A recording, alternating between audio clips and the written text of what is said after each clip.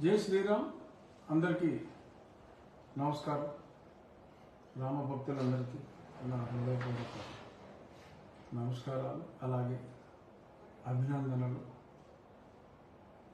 గత 4-5 రోజులుగా మన ఆకివీడు రామాలయానికి సంబంధించి కావలసిన అన్ని అనుమతులు, ఏ అనుమతులైతే లేకుండా నిర్మాణం మొదలు పెట్టడానికి వీల్లేదు అని మాజీ మేజిస్ట్రేట్ జడ శ్రావణ్ కుమార్ గారు తన పదునైన వాదనలో హైకోర్టులో వినిపించినప్పుడు 10 రోజుల క్రితం ప్రభుత్వ న్యాయవాదులు నేను కూడా కోర్టులో హాజరై అతను స్టే అడుగుతున్నాడు. ఎటువంటి స్టే అవసరం లేదు, వారు చెప్పినట్టుగానే అన్ని అనుమతులు తీసుకుని మేము పని ప్రారంభిస్తామని చెప్పి కోర్టులో చెప్పడం జరిగింది. అయినా అతను స్టే వచ్చిందని చెప్పి ఏదో కొంచెం మతి భ్రమించిన వ్యక్తిగా మాట్లాడుకున్నాడు. అదంతా ట్రాష్ అని చెప్పి నేను ఆ కోర్టు ఆర్డర్ని కూడా జతపరచడం అయింది అప్పుడే. సో వారు సూచించిన మేరకు, కోర్టు సూచించిన మేరకు అన్ని అనుమతులు, కలెక్టర్ గారి అనుమతి, మున్సిపల్ శాఖ అధికారుల అనుమతి, అలాగే పబ్లిక్ ఎలక్టెడ్ రిప్రజెంటేటివ్స్ ఆకివీడు మున్సిపాలిటీలో ఓవర్వెల్మింగ్ మెజారిటీతో ప్రజాప్రతినిధులు, అన్ని పార్టీల ప్రజాప్రతినిధులు, 19 మంది ప్రజాప్రతినిధులు, ఒకరు తటస్థం 18 మంది, 20 మందికి 18 మంది ప్రజాప్రతినిధులు ఆమోదించారు.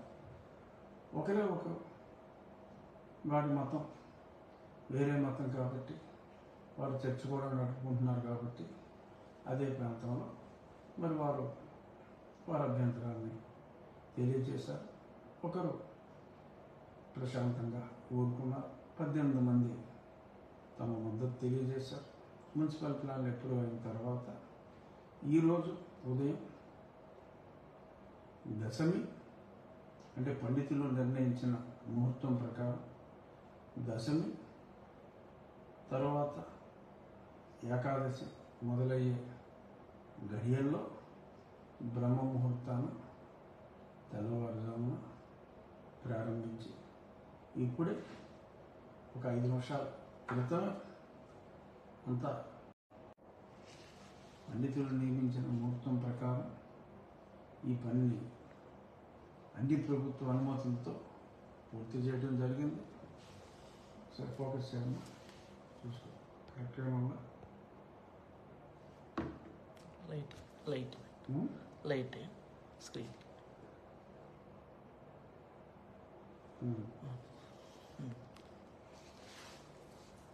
అవుతుందా? సో ఈ రకంగా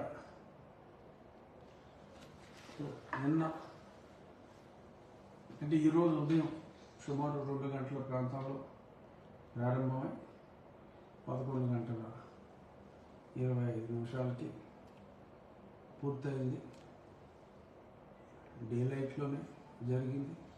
కొందరు ఐ థింక్ ఆ కుమారుల తాలూకా ఎవరు ఇంకా మరి వారి కడుపు మంట చల్లారక ఏదో రాత్రుల్లో చేసుకున్నారు, లేదంటే పోలీసులు పెట్టి చేసుకున్నారు అన్నట్టుగా మరి పరిపరి విధాల మాట్లాడుతున్నారు. డే లైట్లో ఎట్టు మధ్యాహ్నం చేస్తారంటారా? చేయలేరు కదా. ఎండాకాలం 45 డిగ్రీలు ఉంటాయి, ముహూర్తాలు లేకుండా. మాకు కొన్ని నియమాలు ఉంటాయి మా హిందూ సంస్కృతిలో. ఏదైనా చేయాలి అంటే దానికి సమయం, ముహూర్తం ఉంటుంది. దశమి ఏకాదశులు మాకు పవిత్రం. ఆ దశమి ఏకాదశి గడియల్లో చక్కటి బ్రహ్మ ముహూర్తంలో ప్రారంభించి ఏకాదశి గడియల్లో ఈ కార్యక్రమాన్ని పూర్తి చేయడం జరిగింది. శాస్త్రీయంగా పూజలన్నీ చేసి గతంలో అక్కడ ఉన్న సీతారామ హనుమ విగ్రహాన్ని, అలాగే ఒక మట్టి నందీశ్వరుని విగ్రహాన్ని కూడా అక్కడ దగ్గరలోని వేరే ఆలయాల్లో పూజారులే వాటిని తీసుకుని వెళ్ళి అక్కడ ఉంచడం జరిగింది. నియమం ప్రకారం ఆ విగ్రహాన్ని ఎలాగా ఏమి చేయాలి అనేది, ఎందుకంటే పాడైపోయి ఉన్నాయి కాబట్టి అక్కడ మొత్తం అంతా డంప్ చేసి వాటి మీద కూడా విగ్రహాల మీద కూడా రకరకాల మరి ఆ ప్రాంతంలో పాత ఫోటోలు చూశారు కదా, ఒక డంపింగ్ యార్డ్ లాగా తయారు చేసి ఎవరిని అక్కడికి వెళ్ళకుండా చేసినందువల్ల కొన్ని ఇబ్బందులు వచ్చినాయి. విగ్రహాలు కూడా దెబ్బతిన్నాయి. ఇప్పుడు కట్టేది కృష్ణశిలతోటి చక్కటి రామాలయం కాబట్టి దేవతామూర్తుల ప్రతిమలు కూడా రాతి విగ్రహాలు వస్తాయి. అవన్నీ కూడా శివనాగిరెడ్డి గారి నేతృత్వంలో సజావుగా పనులన్నీ జరుగుతున్నాయి. ఈ మ్యాటర్ గతంలో ఏ స్టే అయితే ఇవ్వలేదో అది అలా ఉండగా కాస్త తల చిట్లిందో ఏమో నాకు తెలియదు. ఒక వ్యక్తి ఒక స్త్రీతో, అదే లాయర్ ఒక స్త్రీని కంప్లైనెంట్గా పెట్టి ఒక కంటెంప్ట్ పిటిషన్, అలాగే మరొక పిల్, కంటెంప్ట్ ఈజ్ పర్సనల్, పిల్ పబ్లిక్, మరొక కంటెంప్ట్ పిటిషన్, ఒక పిల్లు కూడా ఒక న్యాయవాది వేయటం జరిగింది. సరే, అవి విచారణకి రాలేదు, రావచ్చు రాకపోవచ్చు కూడా. ఎందుకంటే పిల్లు వేయటం, కంటెంప్ట్ వేసిన వాడు పిల్లు వేయటం అనేది ఎవరు ఒప్పుకోరు. అయినప్పటికీ అన్ని అనుమతులు వారు చెప్పిన సుప్రీంకోర్టు ఏ తీర్పునైతే వారు ఆకలింపు చేసుకోలేక మరి అస్తవ్యస్తంగా ఆలోచించుకున్నారు, దాన్ని సరిగ్గా ఆకలింపు చేసుకొని ప్రభుత్వ అనుమతులతో, అది పబ్లిక్ ల్యాండ్ కాదు, పబ్లిక్ రోడ్డు కాదు, గవర్నమెంట్ ల్యాండ్కి పబ్లిక్ ల్యాండ్కి తేడా తెలియని కుహానా మేధావుల వలన కొంతమంది కన్ఫ్యూజ్ అవ్వచ్చు. ఇంకా కొద్దిమంది మరి అంటే సెక్యులరిజంకి తిలోదకాలు ఇచ్చి వారు మారిన మతమే మతం అంటూ మాట్లాడేవారు. మనకులాగా సర్వమత సమానత్వానికి వ్యతిరేకంగా ఉంటూ మాట్లాడేవాళ్ళు కొంతమంది మరి రకరకాల రఘురామకృష్ణదాస్కి షాక్, అది ఇది అని చెప్పి మాట్లాడుకున్నారు. అన్నిటికీ సమాధానంగా అన్ని అనుమతులు తీసుకొచ్చి ఈరోజు ఈ ఆదివారం నాడు 11:25 అన్ని కార్యక్రమాలు పూర్తి చేశాం. పూజాది కార్యక్రమాలు నిర్వహించాం. అలాగే మే 3వ తారీఖు 7:14 శంకుస్థాపన కూడా చేయటం జరుగుతుంది. పండితుల సమక్షంలో ఎందరో, కొన్ని వేలాది మంది, 100 రూపాయల దగ్గర నుంచి కొంతమంది రూపాయి కూడా ఇచ్చిన దాతలు ఉన్నారు. వారందరికీ కూడా, ఎందుకంటే ఇన్ని వేల మందికి పేరు పేరున అంటే సీలింగ్ పెట్టాం 10,000 అని. సో 1 రూపాయి నుంచి 10,000 వరకు కూడా, ఎందుకంటే 1 రూపాయి అయినా 10,000 అయినా ఒకటే. కావాల్సింది భక్తుని యొక్క ఆసక్తి, ఆ పార్టిసిపేషన్ అనేది ఇంపార్టెంట్. ఎక్కువ మందికి అవకాశం ఉండాలనే మా కమిటీ వారు 10,000 రూపాయలు సీలింగ్ని పెట్టడం జరిగింది. అనుకున్న సమయానికంటే చాలా ముందుగానే మరి ధనం సమకూరింది. అంతకంటే ఎక్కువైతే కూడా ఇవ్వటానికి దాతలు సంసిద్ధంగా ఉన్నారు.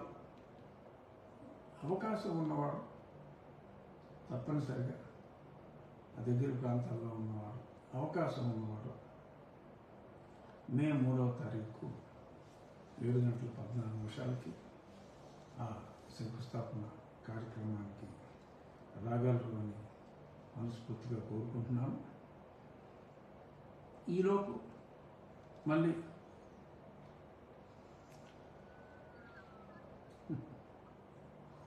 కుమార్స్ మళ్ళీ ఏదన్నా హడావిడి చేసినప్పటికీ కూడా రామానుగ్రహంతో, ఎందుకంటే అన్ని క్లియరెన్స్లు ఉన్నాయి. సుప్రీంకోర్టు తీర్పుకి పూర్తిగా లోబడే కోర్టుకి మేము ఏదైతే చెప్పామో దాని లిమిట్స్లోనే సంపూర్ణంగా న్యాయవాదుల సలహాలు తీసుకుని అన్నీ పరిశీలించి పరీక్షించి ఈ కార్యక్రమాన్ని చేపట్టడం జరిగింది. ఒకటి ఇక్కడ చెప్పుకోవాలి, ఆ ప్రాంతం వారికి ఎటువంటి అభ్యంతరం లేదు. ఇది బయట ఉన్న నీల్ కుమార్స్ గ్యాంగ్కి తప్ప ఆ ప్రాంతం వారికి, అంటే ఆ గ్యాంగ్ అనుచరులు ఎవరో 2-3 ఉండొచ్చు, వారికి తప్ప ఆ ప్రాంతంలో వారు, ఎందుకంటే జరిగింది పట్టపగలు, మొదలుపెట్టింది తెల్లవారుజాము గడియలు అయినప్పటికీ కూడా 11:25 దాకా జరుగుతూనే ఉంది. ఏ ఒక్కరూ కూడా వారి నిరసనని వ్యక్తం చేయలేదు. కానీ కొందరు సుదూర ప్రాంతాల్లో ఉన్న కొద్దిమంది నీలిమొక్క గొడవలు చేయాలని ప్రయత్నిస్తున్నారు. సరే, ప్రయత్నిస్తే మీ ఇష్టం. రామాలయ నిర్మాణం సజావుగా మీరు ఎక్కువ ప్రయత్నిస్తే అనుకున్న దానికంటే చాలా ముందుగా అయ్యే అవకాశం ఉంటుంది.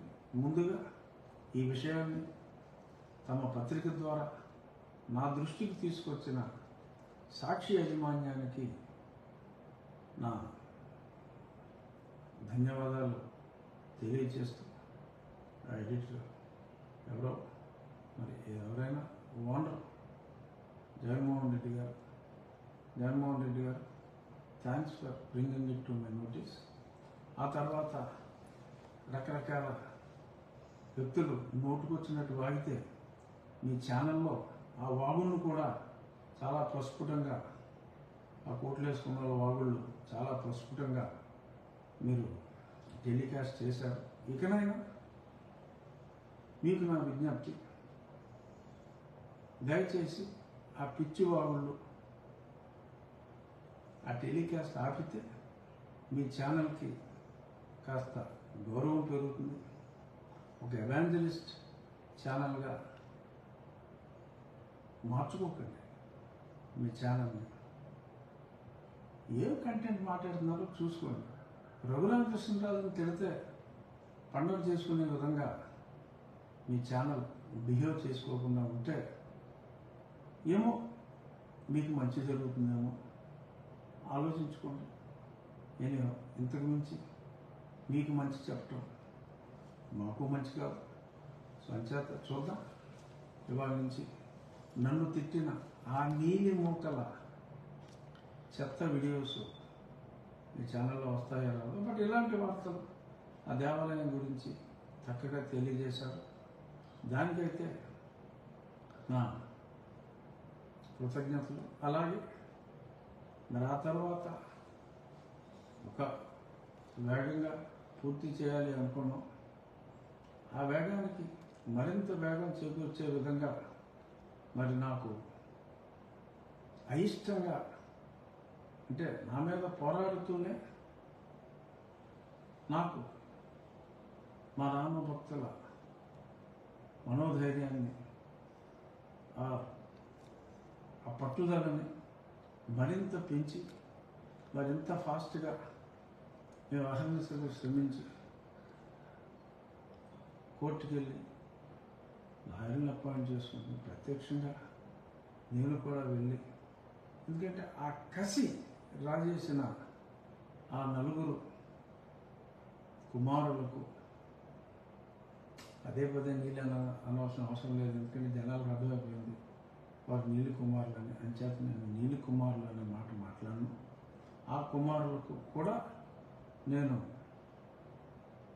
ధన్యవాదాలు తెలియజేస్తున్నా. ఎందుకంటే అది కూడా నా బాధ్యత. ఎందుకంటే మన మిత్రులే కాదు, మన శత్రువులు కూడా ఒక్కోసారి ఇండైరెక్ట్గా మనకు హెల్ప్ అవుతూ ఉంటారు.